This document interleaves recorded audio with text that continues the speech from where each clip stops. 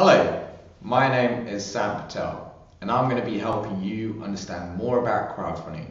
We're going to delve deep in, and we're going to be talking to you about the different strategies, the different tips and tricks that agencies like ours use. So stay tuned.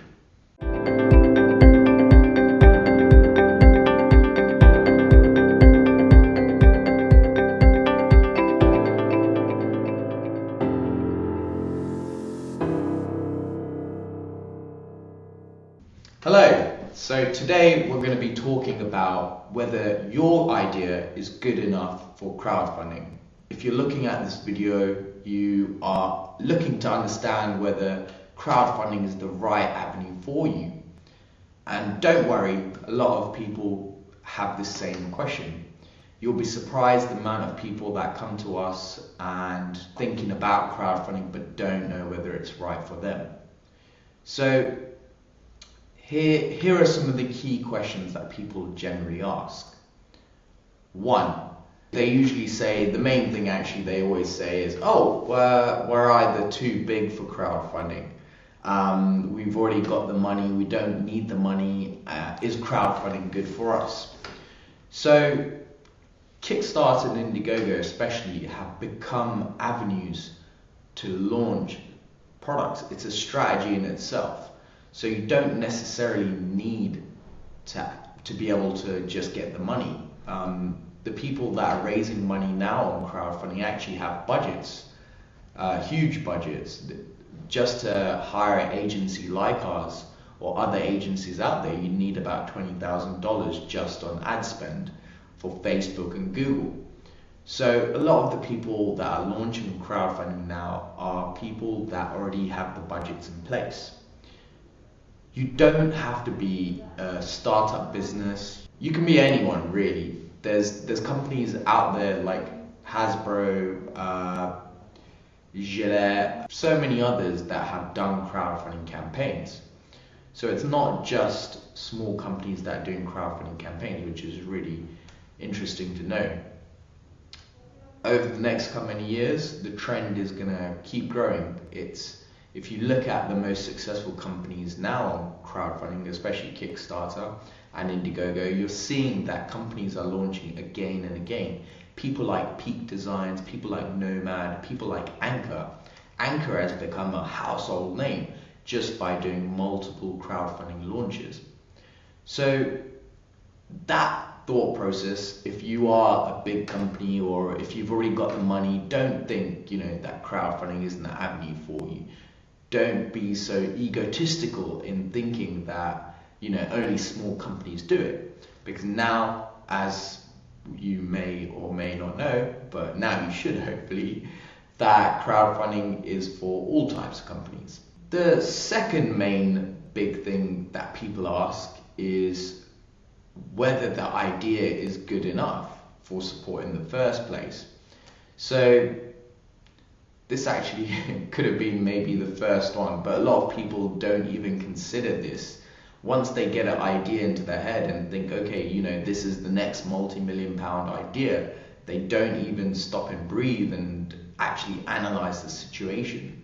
A lot of people may just go to friends and family and go, hey, look, I've created this idea. And obviously friends and family don't want to hurt your feelings, so they're going to be like, well done, great product, I'm gonna support you. It's quite funny the amount of times we've had clients and they've said, I've got about 50 of my family and friends that are ready to support me on day one. And out of that 50 friends, probably about 5 materialize and actually end up buying the product. So it's very interesting. A lot of people that say you've got friends and family that are going to be supporting you, it'll be a very small amount that end up supporting you. So that's not really a good case. So really understand who is going to support you at the end of the day, and don't just ask friends and family. What you can do is you can go out into the streets. If you've got a concept idea, if you've got a product, go out there, ask people questions.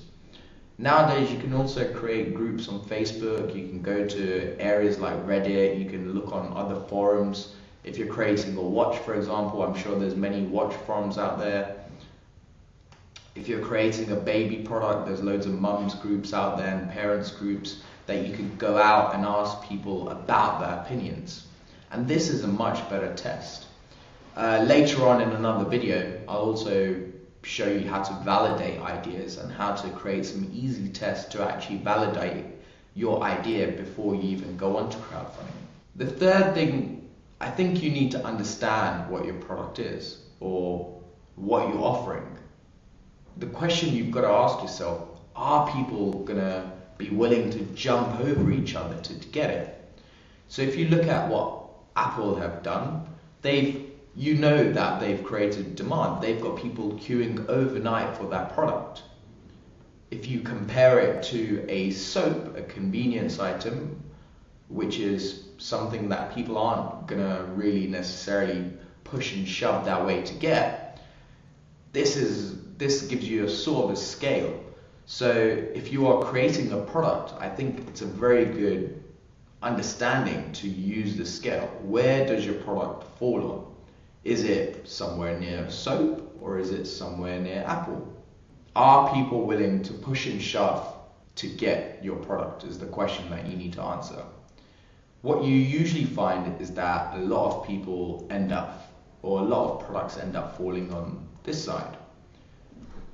They also maybe end up falling as not B2C products, so not business to consumer products, but maybe B2B.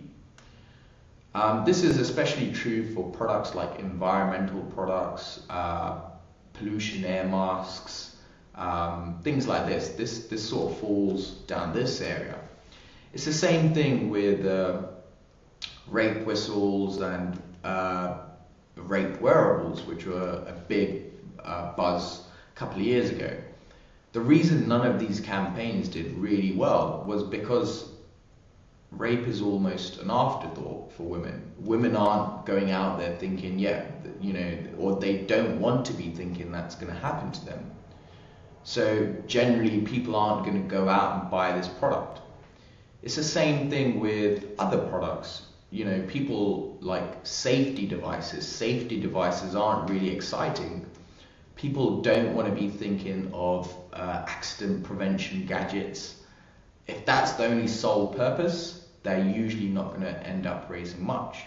I think we've covered a lot in this segment.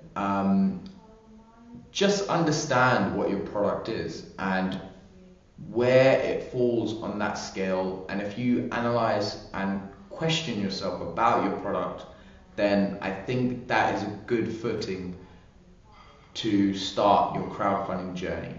Thank you for listening, and I hope you found that informational. If you did, give me a like, share this video with friends that are thinking of doing crowdfunding or product launches in general. And if you've got any questions, I'd love to make a video about it, so just shoot me a comment. Until next time, I'm Samit Patel. Thank you for listening.